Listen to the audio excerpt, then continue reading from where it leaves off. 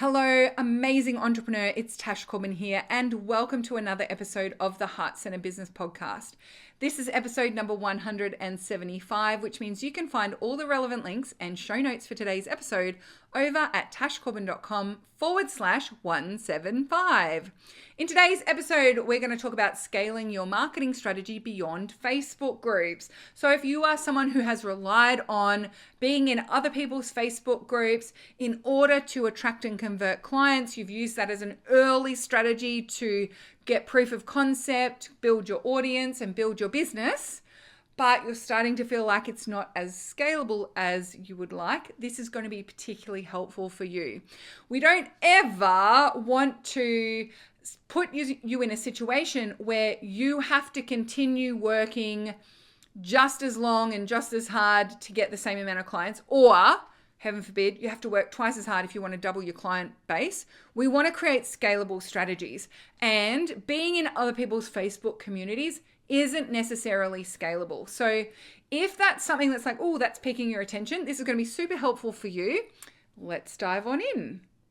I'm Tash Corbin, and this is the Heart-Centered Business Podcast.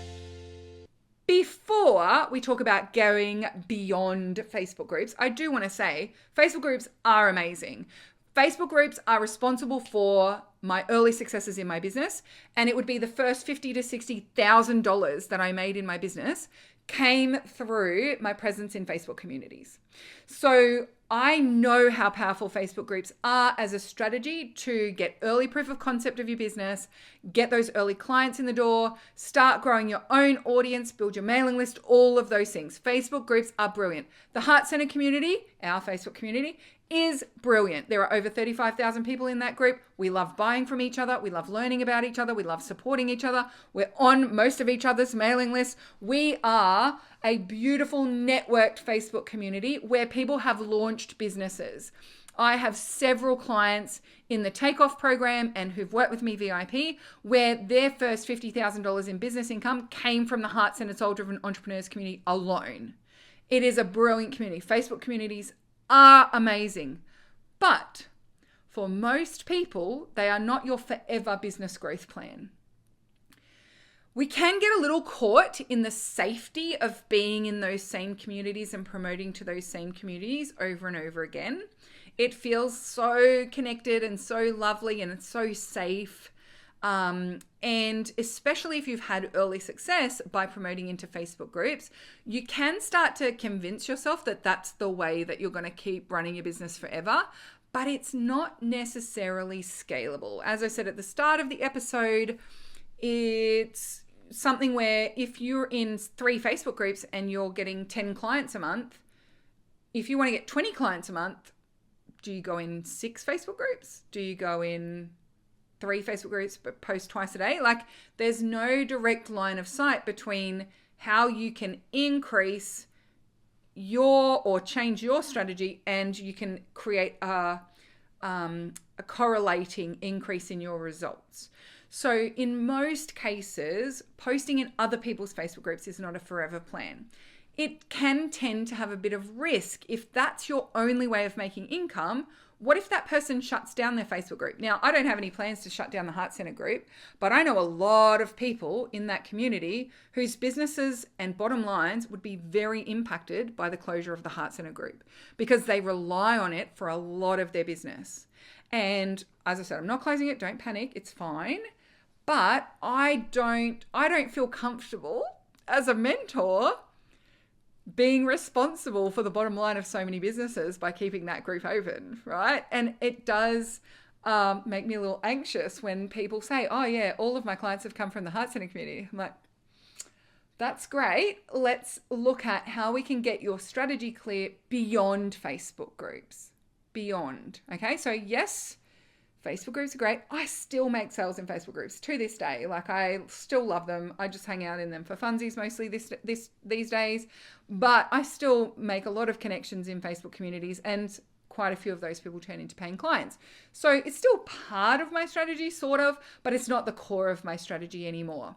So here are 4 things that I want you to consider to ensure you can scale beyond Facebook groups. Number 1, are you whilst you're building your business in Facebook groups, building your own scalable social platform.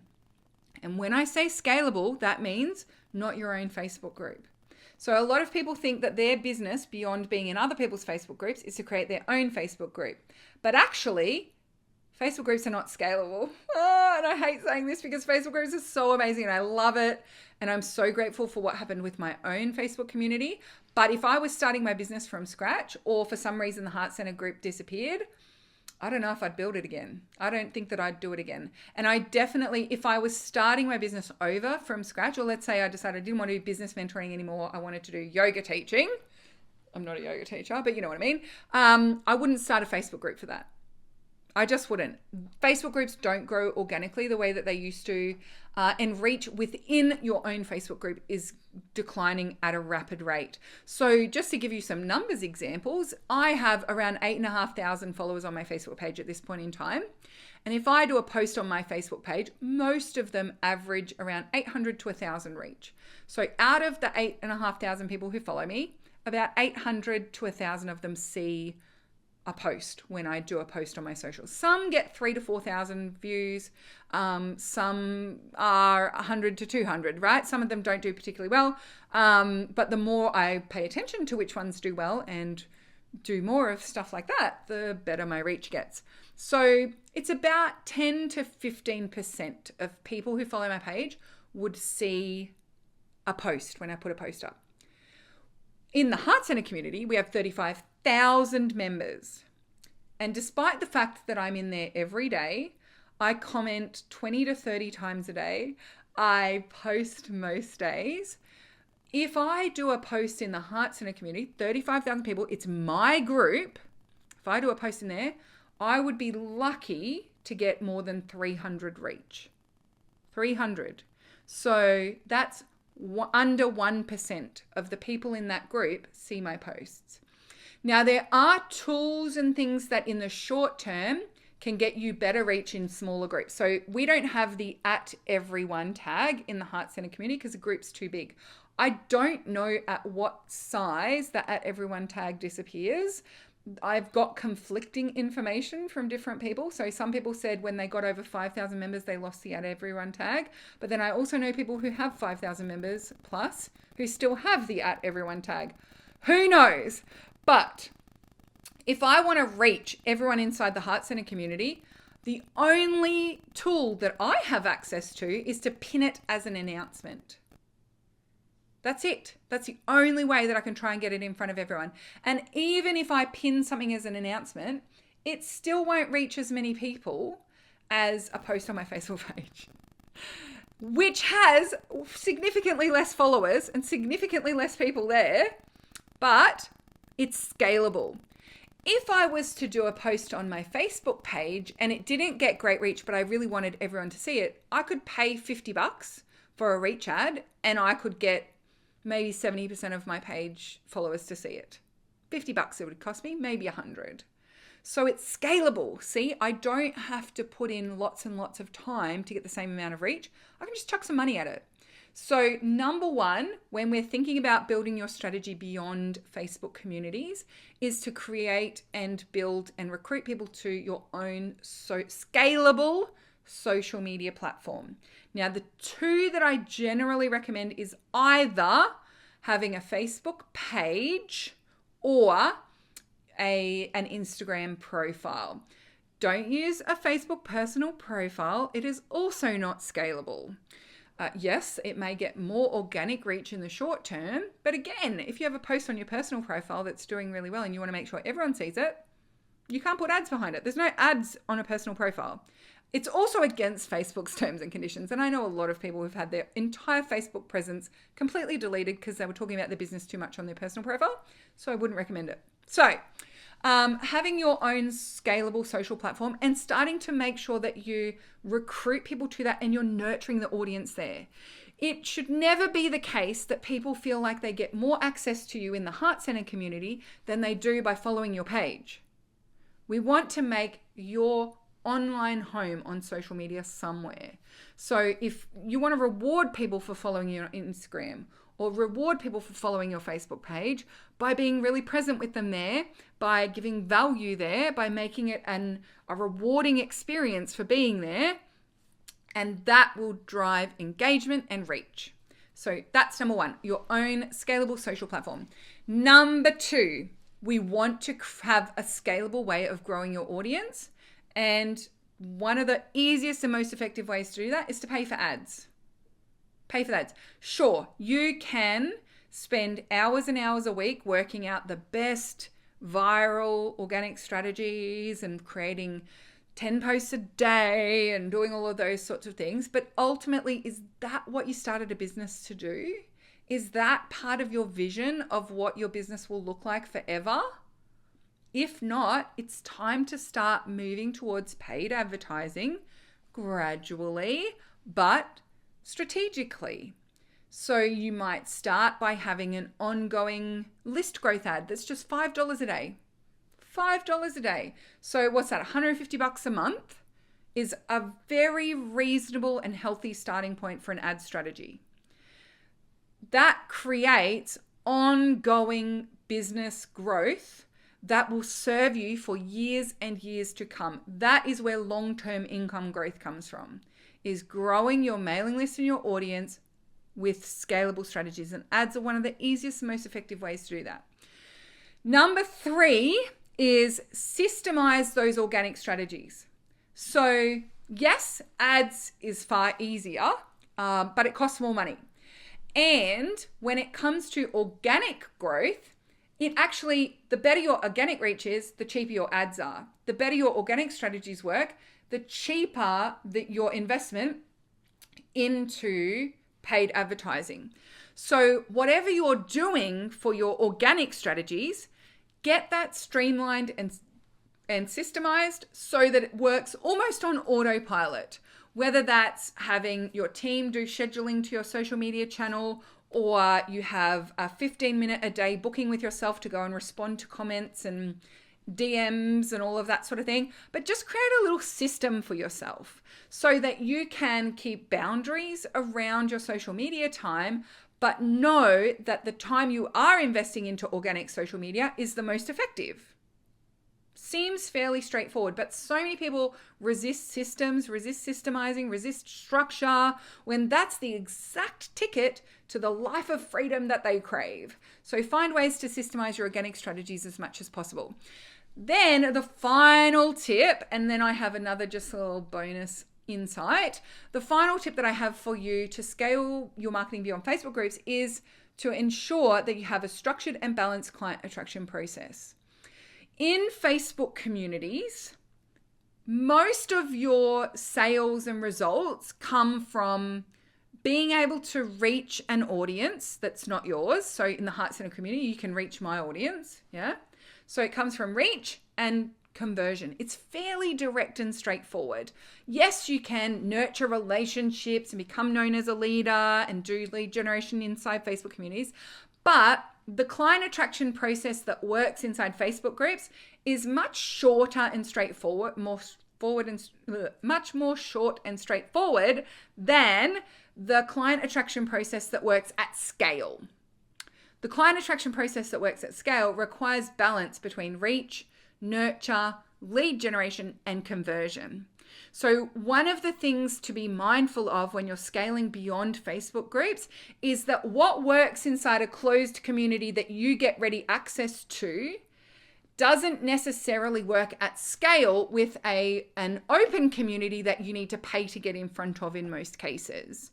So we want to ensure that your client attraction process is structured and balanced. Don't spend 90% of your time on reach and then the rest of your time scattered between nurture, lead generation and conversion, because actually the part of your client attraction process that results directly in sales is lead generation. So you want to have a structured client attraction process that gives you plenty of time for lead generation activities, plenty of time for nurture activities, and you're not just fixated on reaching more people and then pitching them straight away. We need to build relationships and do that invitation, get that lead generation happening. Now, They are my 4 tips for scaling beyond Facebook groups. But I do have one last thing that I want to say.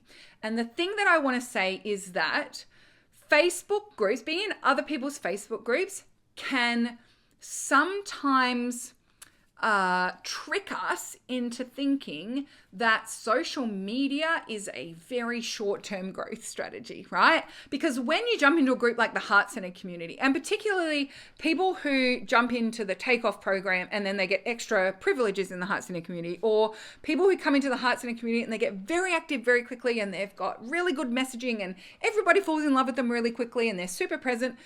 You can join a community like the Heart Center community and make a few $1,000s in sales within a month, right? You can make a lot of money quickly because the audience is already there and there's an implied sense of trust because we're connected. So sometimes that means that when we try to use other scaled strategies on our own social platforms, we can feel like that doesn't work because we didn't get the results as quickly as we did in Facebook groups. But we need to have a more long-term approach when it comes to scaling on your own social platform. Because, for example, with the Heart Center community, there's 35,000 people in there. And I'm saying, promote to them. Whereas when you have your own social media platform, you don't have 35,000 followers yet. Not if you're listening to this, right? You don't have that many people in your audience yet. So you don't have ready-made access. You have to build the audience. In Facebook groups, you're borrowing an audience. On your own social platform, you have to build it. And so the strategies that we use outside of Facebook communities, you need to see them as longer term. They may not necessarily generate fast short-term income the way that being in someone else's community does, but that doesn't mean they're any less valid or any less important for your business. Those long-term strategies, they create this amazing snowball. The Heart-Centered Soul-Driven Entrepreneurs community has been at 35,000 members, just above and just below, I would say for 3 years now. 3 years, that community has not grown. We've had new people come in, we have people drop out. We have new people come in, we have people drop out. So we're hovering around 35,000. And that may be in part because I'm not promoting the Heart-Centered community as much and I'm really focused on my own Facebook page and building my list and all those sorts of things. But it's also in part because Facebook communities aren't as preferenced by Facebook algorithms as it used to be. So when you used to log into Facebook on your phone, as you scrolled down the newsfeed, there was a suggested groups would come up every now and then, and it would promote groups that had good engagement and had lots of members. So the Heart Center community grew on its own organically to 35,000 members within 5 years. 6 years, I think it took for us to get to 30,000 members. And then it crawled to 35. So that was a different time on social media. And these days, that group does not grow the way that it used to. And I'm not focused on growing that group because I don't get most of my leads and sales out of the Heart Center community. The Heart Center community is more of a reward for my paying clients because they get extra privileges in that group. And it's a space where I see it as like a peer support network for me. That's why I started the group, was because I wanted to hang out with more business people. I mean, you're my 35,000 closest friends these days, right? So I'm not focused on growing that group. So if you were relying on the Heart Center community on its own as your only way of growing your business, your only way of getting sales, it's capped. Because I'm not growing the community, I'm not growing the audience for you anymore. And so whilst it's still one of the most highly engaged Facebook communities around, especially free ones, it's still a hotbed marketplace. We still buy from each other so much in that group. And it always makes me so happy to see people buying from each other and shouting out to each other and saying, oh my gosh, this person fixed my website and they're amazing and all those sorts of things. It's still amazing. If you were relying on me to grow that audience for you, I haven't been doing that. And so yes, it's longer term to grow your own platform and to grow your own social media strategy. And yes, keep supplementing that with being in Facebook groups and making sales in Facebook groups. Of course, go for it. I love that. But we want to create something that will snowball for you and that will grow for you and that is yours. You have control over that audience size. You have direct impact on how many people are in your audience through the organic strategies you use, through the paid strategies that you use, through the investment that you make in team members, ads, whatever it might be, to grow that audience. That audience is yours and it's yours for the longer term. So I just wanted to talk about that as well a little because sometimes people have had such great results inside the Heart Centered community that when they don't get the same results as quickly on their own social platforms, they're measuring it against what happened in the Heart Centered community. And the Heart Centered community was a ready-made audience of 35,000 people. Social media is not that. Yes, it's a ready-made audience technically of 8 million people, but you can't get in front of them all. You don't have ready-made access to all of them unless you pay big bucks to get in front of all of them. And so it's more of a longer term strategy. It takes a little longer for you to see those results and see that snowball and see those things happening. But that doesn't mean it's any less valuable or any less valid or any less important to your long-term business growth. Please prioritize growing your own platform as well. Now, the last little thing I will say about that is your own platform, i.e. your own Facebook page or your own Instagram profile, is still not necessarily yours. So as algorithms change, your access to that audience does shrink a little organically. You have to pay to get in front of them more. That's reasonable. Facebook's running a business, Instagram's running a business. But we also do want to ensure that you aren't just focused on a social media audience. So when I talk about creating your audience and building your own audience growth with ads or those sorts of things, I'm talking about your social platform and your mailing list. They are your two audience assets. Your social platform audience is easier to build numbers faster. It's easier, cheaper to get audience on a social platform, but it's the flimsiest. It's more difficult to get people onto a mailing list and retain them on a mailing list, but it's a much sturdier asset. So the combination of the two maximizes your growth. So you build the audience on your social platform. It's cheaper, it's faster, you've got ready-made access to them. It's easier to get them there. But because it's flimsy, we also want to ensure we're securing longevity and building another asset, which is your mailing list, because that's truly yours. If you move from MailerLite to ConvertKit as your email platform, you get to take every single member of your mailing list with you.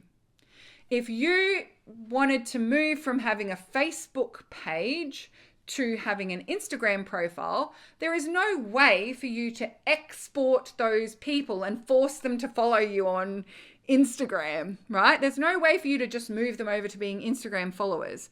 So it's important that we have both of those audiences growing consistently at scale so that we are looking after that long-term viability of your business, that growth, and it's a bit more secure if anything should happen to the platform that you've chosen to build on, such as Facebook or Instagram, or if you're on LinkedIn or TikTok or whatever the other social platform is that you choose.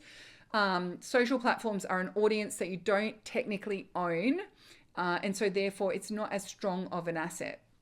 But that's not to say it's not important. It absolutely is. It's part of the process. But we want to have both of them growing concurrently so that you've got that added security and accessibility through building a mailing list. Now, if all of this sounds very exciting to you, you're ready, you want to be ready to scale beyond Facebook groups, you want to start investing in Facebook ads, you want to get those sales in so that your growth trajectory is on target. Well, I have a great free training for you. It's called Fast Track Your Business. And in that, I talk about how to get to the point where you're getting good, handsome sales, very good profitability so that you've got the capacity to invest in growing your audience and growing your business through investments, investing in ads, investing in team members, and all of those sorts of things. So the first thing we need to do is make sure you're getting lots and lots of sales coming in consistently at a good profit. And the best way to learn how to do that is to come and check out my free Fast Track Your Business training. I'll make sure that the link is with the show notes in today's episode at tashcorbin.com/175. Thank you so much for joining me for this episode of the Heart Centered Business Podcast. And until next time, I cannot wait to see you shine. Bye for now. Would you like more tips, tools, and resources to help you grow your heart-centered business? Head to tashcorbin.com today.